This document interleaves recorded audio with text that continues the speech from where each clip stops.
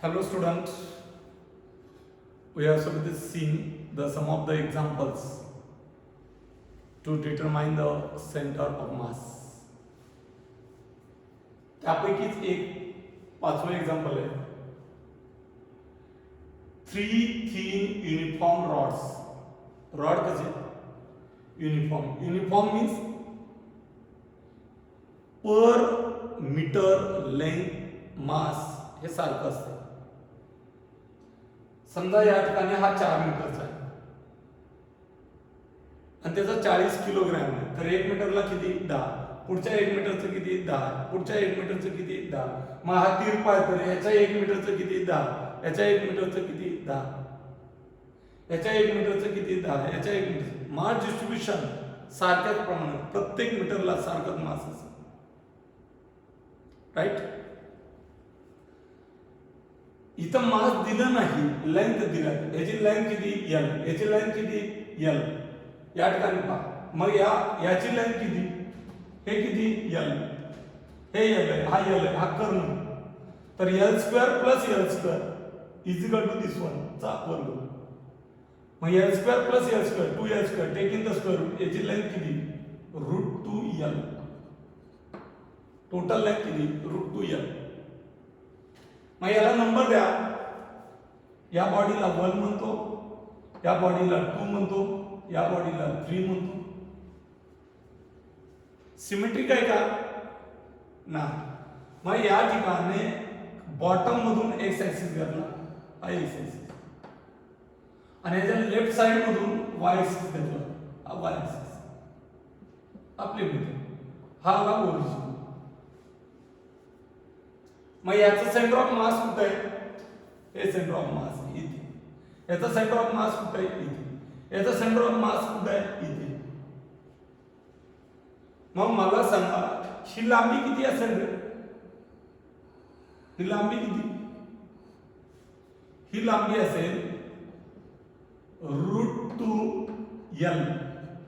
हे टोटल आहे √2L. त्याच्या आधी डिवाइड बाय 2. ही लेंथ आहे एवढी, ही लेंथ. राईट. मास दिलेत का नाही. मग मास कशानुसार बदलत आहे, लेंथ नुसार. म्हणून या ठिकाणी mass is directly proportional to length.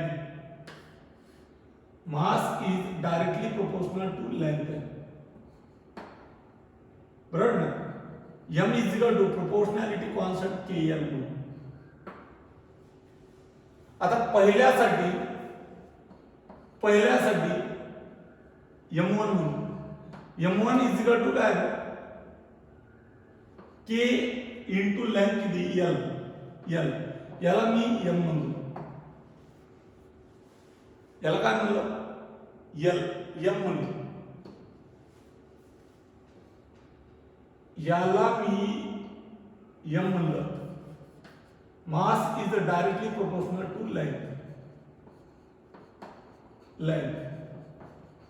त्यामुळं या ठिकाणी M1 directly proportional to L. तर M1 is equal to KL. त्या KL ला मी नाव दिलंय M कॅल्क्युलेशनसाठी. आता दुसऱ्याचा मास काय, त्याची टोटल लेंथ किती √2L. So M2 directly proportional to √2L म्हणजे K लेंथ किती √2L. मग √2 बाजूला KL ला मी M म्हणतोय, तर √2 बाजूला घेतला, राहिला KL म्हणजेच M. राईट. आणि तिसरं याची लेंथ किती L, म्हणून M3 is equal to KL आणि it is nothing but M. Right. आता तुम्हाला काय काढावं लागणार आहे, एक HCM काढावं लागेल आणि YCM बी काढावं लागेल. का is not symmetric about any axis.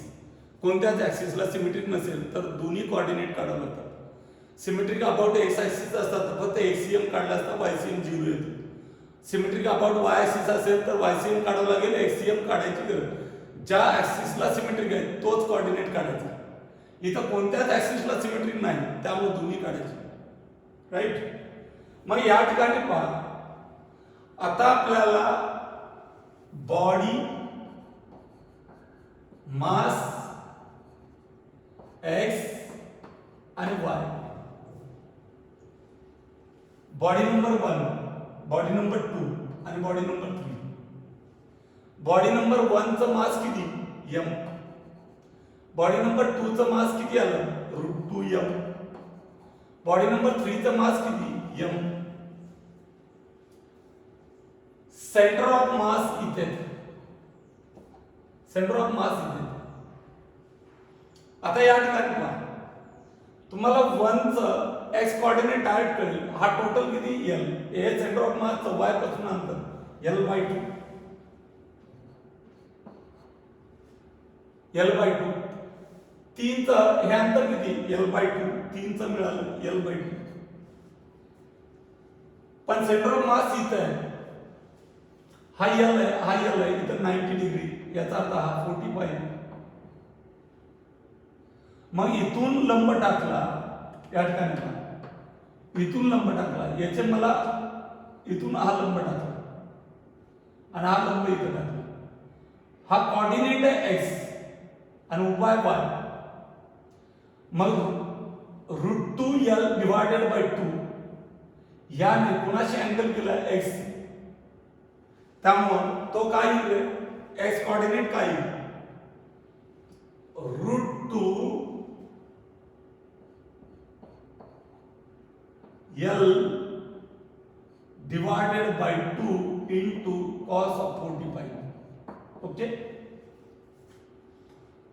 y coordinate काय येईल, y शी अँगल नाही केला, त्यामुळे √2l divided by 2 sin of 45.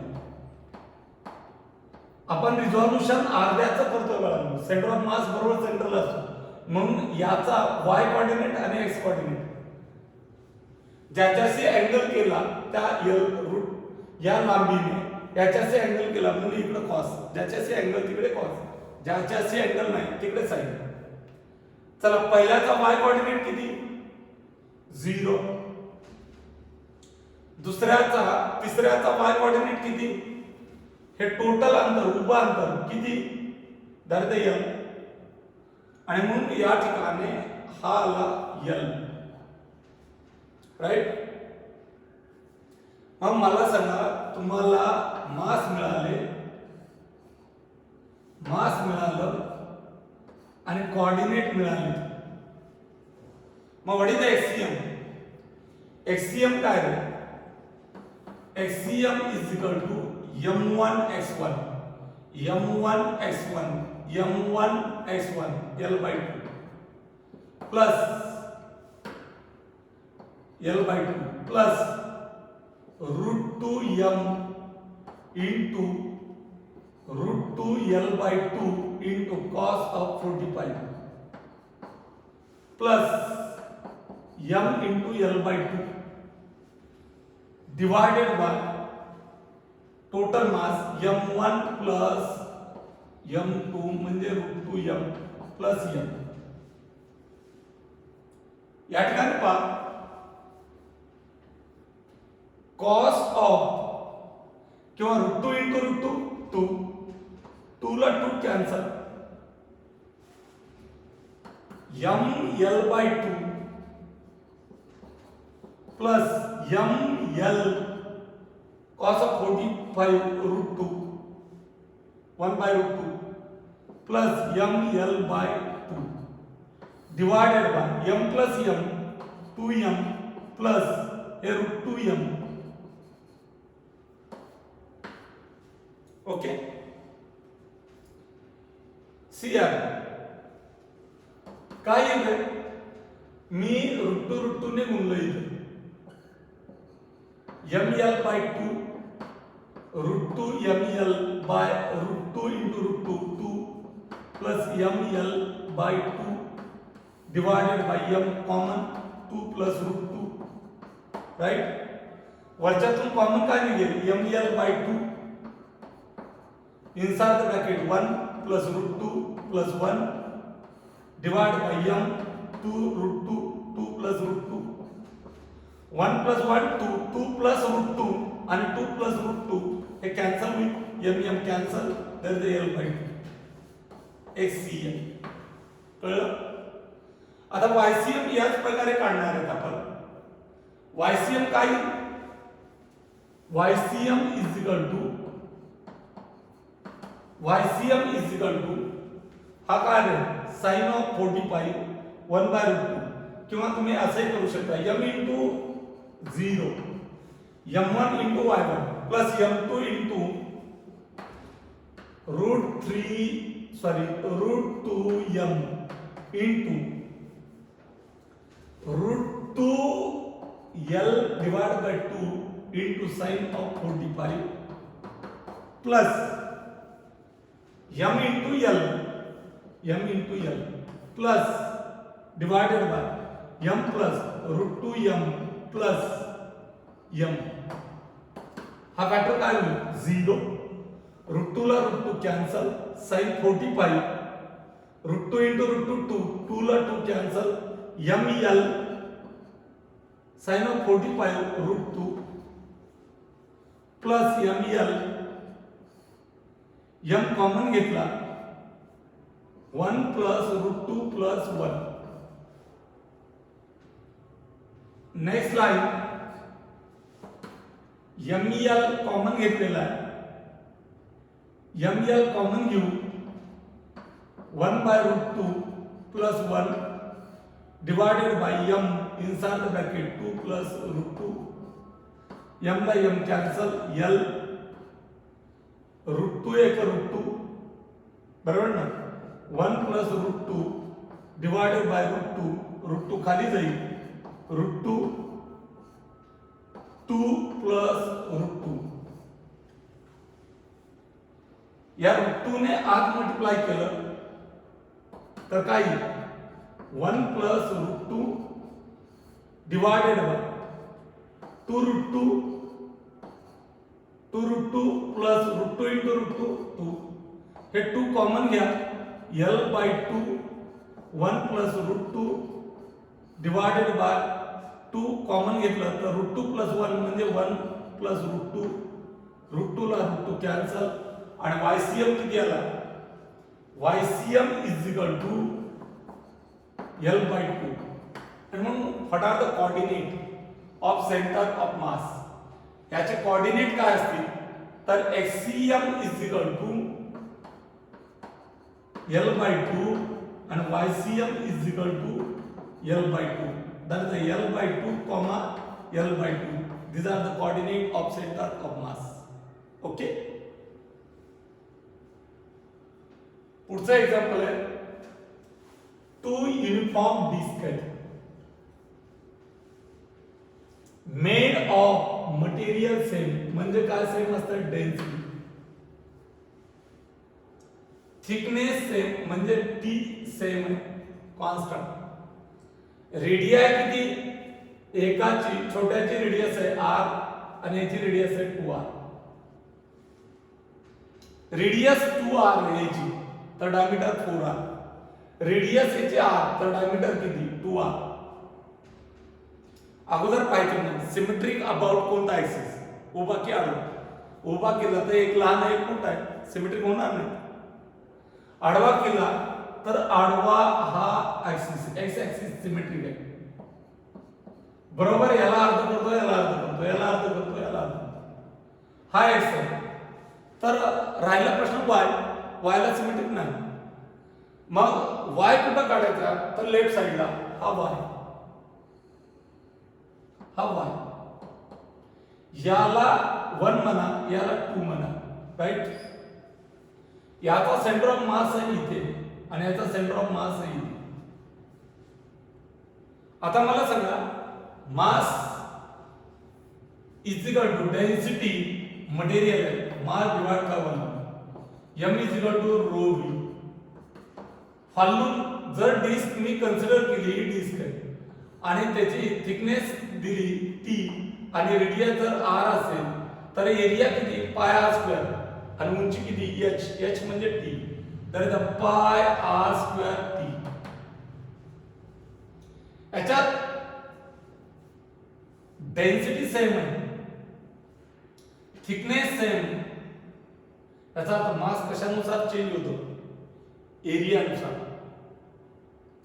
मग m याच्यात पाय दोन्ही सेम बॉडी जर वेगवेगळ्या असतात तर आपण एरिया घेऊ m directly proportional to pi r square, right.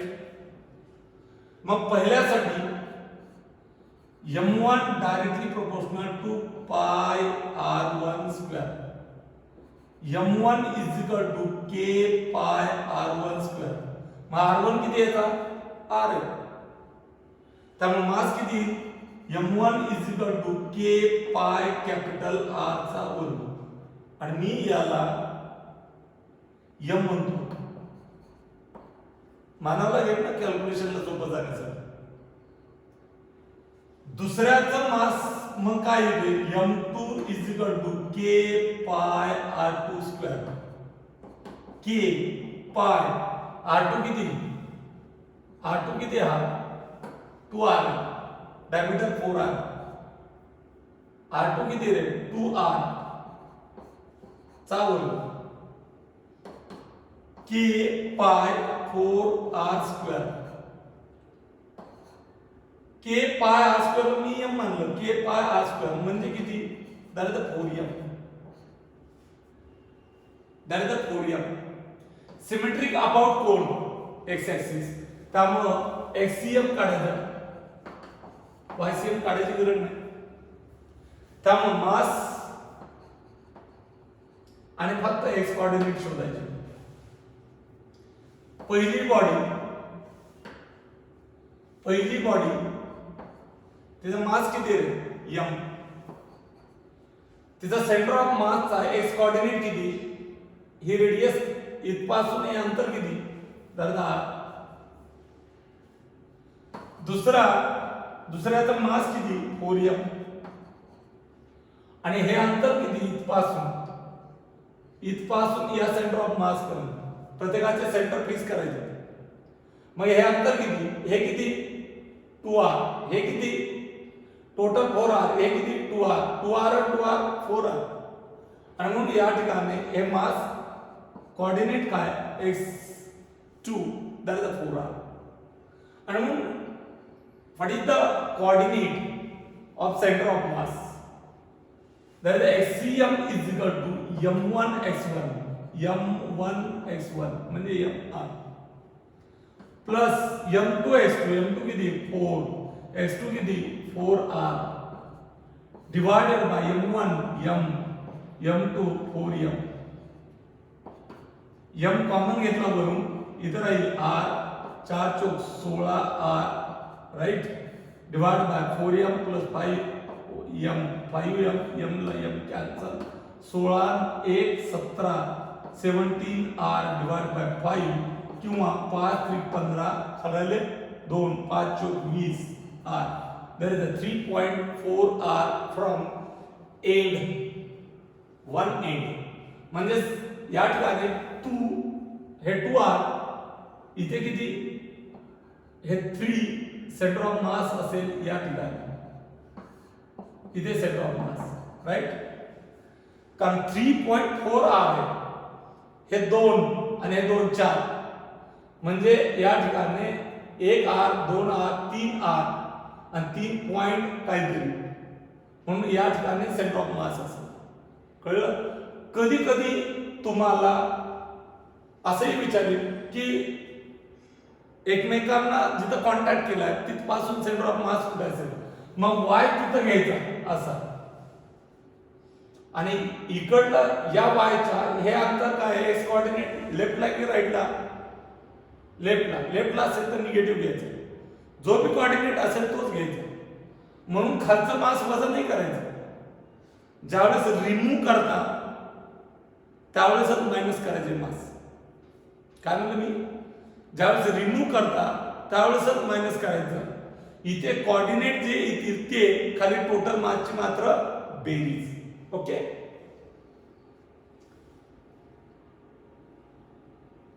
Then next काय म्हणतंय हे,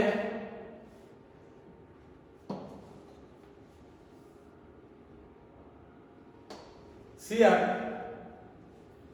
two plates आहेत मेड ऑफ सेम मटेरियल, म्हणजे रो कसा सेम अँड थिकनेस सेम, म्हणजे टी कसा same, joined as shown in figure. One plate is circular and another is square shape. The diameter of circular plate is equal to side of square plate. समजा square ची L जर D असेल तर याचा diameter किती असेल D, मग याची रेडियस किती असेल D/2. ओके, मग मला सांगा mass is equal to rho v is equal to at. Thickness कशी सांगितली, मटेरियल सेम आहे, थिकनेस सेम आहे, याचा अर्थ m directly proportional to a आणि m is equal to k. Okay, symmetrical आहे, it is the symmetrical about X axis. Y axis ला symmetrical नाही म्हणून हा वाय एक्सिस, हा ला ओरिजिन. सेंटर ऑफ मास याला मी म्हणतो 1, मी याला म्हणतो 2. हे सेंटर ऑफ मास आणि हे याचं सेंटर ऑफ मास, राइट. हे अंतर किती रे, D/2, D/2. या ठिकाणी हे अंतर किती, D/2 आणि हे अंतर किती, हे D आणि हे किती D/2, D प्लस D/2, दोन्ही का 2 आणि 3, 3D/2. ओके, आता गंमत पहा, पहिल्याचं मास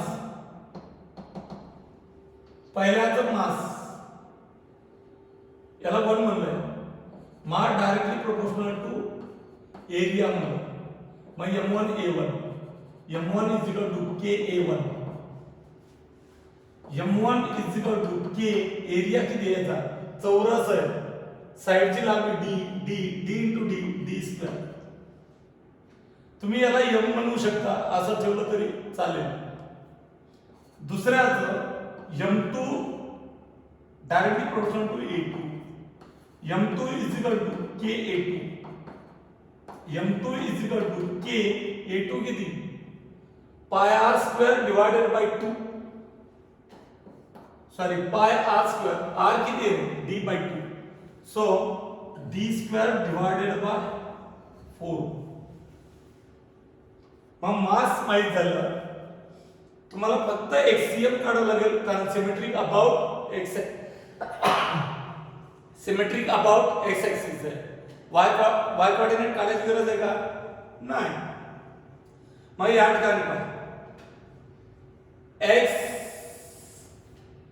बॉडी मास आणि एक्स,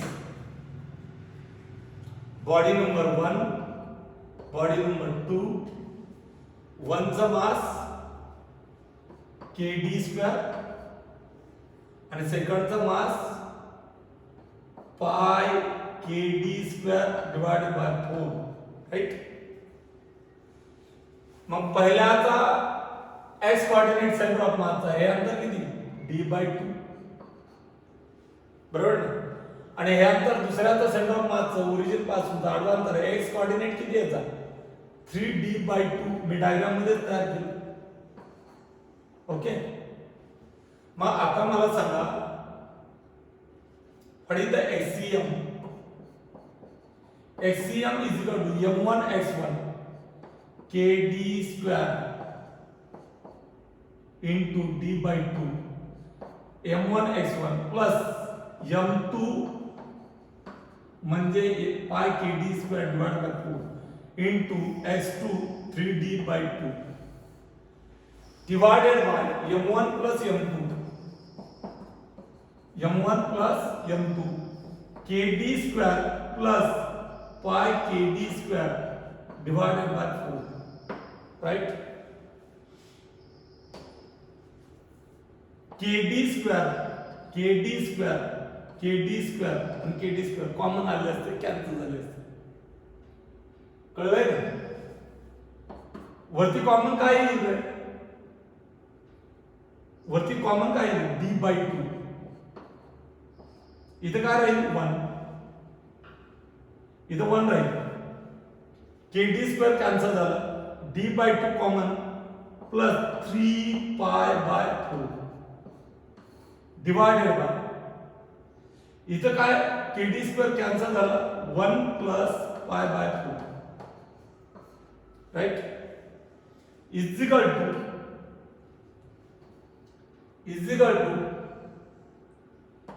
D/2. इथे काय आलं असतं? 4 प्लस 3π डिवायडेड बाय 4. डिनॉमिनेटर बेरीज केली. इथे काय येईल? 4 प्लस π डिवायडेड बाय 4. 4 ला 4 cancel. So D/2 inside the bracket 3π plus 4 divided by π plus 4. तुम्ही याच्या पुढे जाऊन पायच्या किमती ठेवू शकता. पायची किंमत किती? 3.14. समजा HCM is equal to D/2 inside the bracket 3 into 3.14 plus 4 divided by 3.14 plus 4 D/2 inside the bracket 3 चौक 12 हातचा 1 3 1 3 4 3 3 9 पॉइंट प्लस 4 आणि 3 7.14. सो 9 4 13 D/2 13.42 डिवायडेड बाय, या 2 ने गुणू आपण, या 2 ने गुणू, 2 चौक 8 2 1 2 2 7 14 14.28. याचा अर्थ वरती 13.42 हे 14.28 येणार उत्तर हे लेस दॅन 1 येईल. या ठिकाणी पहा आपण कॅल्क्युलेशन करू. काय कॅल्क्युलेशन? 13.42 13.42 ओके डिवायडेड बाय 14.28 किती आलं? 0.939. मी 2 डिजिट पर्यंत लिहितो 0.94. याचा अर्थ या ठिकाणी 0.94D 0.94D. It is nothing but centre of मास. मग मला सांगा सेंटर ऑफ मास कुठे गेलं? 0.94D. हे D 0.94D म्हणजे इकडे येईल. It is the position of center of मास. बरोबर ना? D पेक्षा कमी. याचा अर्थ तराजू जर पाहिलं, या तराजूत 5 किलो ने या तराजूत 5 किलोचा काटा कुठं? सेंटरला असतो. पण इकडे 5.2 आणि इकडे 5 असेल तर काटा कुणाकडे जातो? 5.2 कडे. याचा अर्थ CM हेवी पार्टिकल कडे झुकलेला असतो. हेवी पार्टिकलच्या जवळ असतो. याचा अर्थ हेवी कोण? That is the M1 is greater than M2. जर मास तुम्हाला विचारलं कुणाचं जास्त आहे तर सेंटर ऑफ मास वरून काढता येईल. तर M1 which is the greater than M2. M1 which is the greater than M2. Okay, we can stop here.